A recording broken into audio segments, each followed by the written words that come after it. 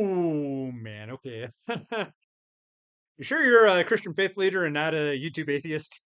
Hello, Cat the Controversy here, and this video popped up in my recommended feed on YouTube, and it's a woman documenting her Catholic faith and the sermon that made her look into Catholicism, because her Protestant preacher was going on one of his many anti-Catholic tirades and rants, and well, just listen to what he has to say about us wacky Catholics and what we believe about Paul's beheading.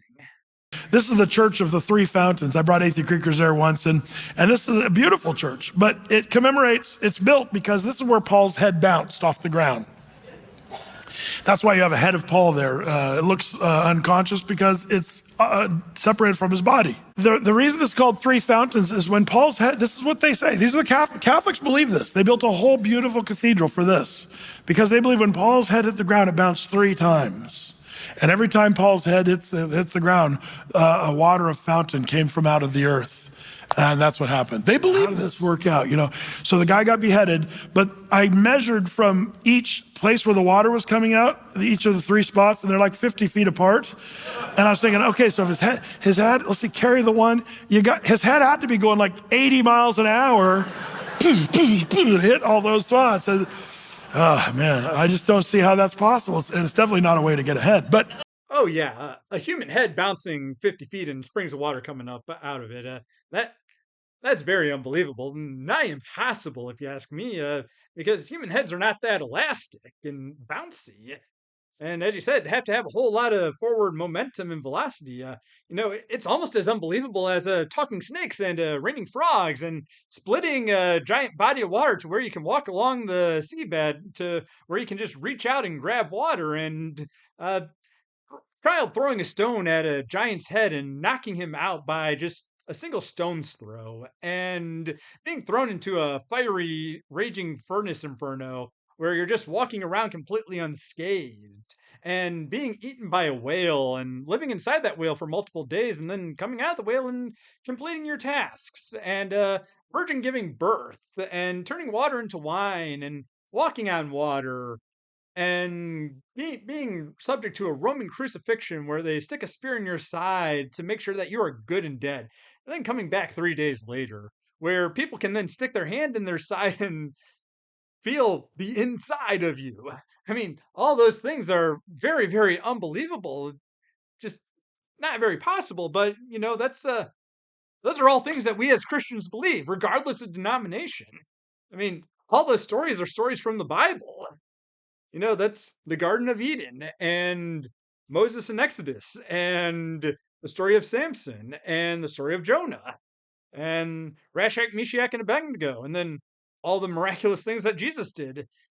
All these things impossible just normally, but part of being a Christian is believing that through God all things are possible and miraculous, unexplainable things can happen when He is asserting His power. And just to say that all the things that are in the Bible, that's completely believable. The miraculous, unbelievable things, you firmly believe in that. But to say that a head bouncing for 50 feet and springs of water coming up out of them, out of each place where it bounced, that's a bridge too far. Are you okay? Do you truly believe what the Bible says? Do you believe all the miraculous things and that through God all things are possible? Because He is almighty and all powerful and He can do anything? You think that He wouldn't be able to make a head bounce for 50 feet and have springs of water come up out of it? What's the difference between that and all the other stories of the Bible?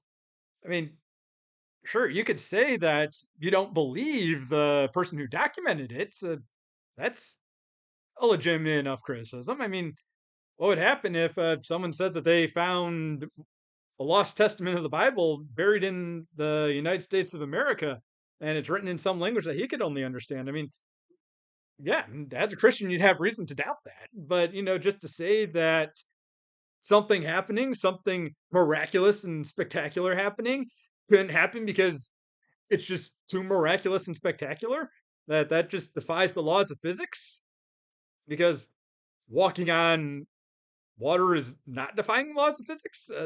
Like, you are going to lead people away from the Christian faith, not just the Catholic faith, Christianity in general, because you're applying YouTube Reddit atheist logic to biblical stories. That's what the YouTube atheists do, is what you're doing right here with the head bouncing. It's just nigh impossible. To say that it's impossible, it's like, yeah, a lot of things that we believe is impossible. But that's part of our belief, is that we believe that through God, all things are possible. So I pray for you and the people that follow your sermons, because you're doing a lot of damage here, man. This has been Catholic Controversy signing off. May God bless you.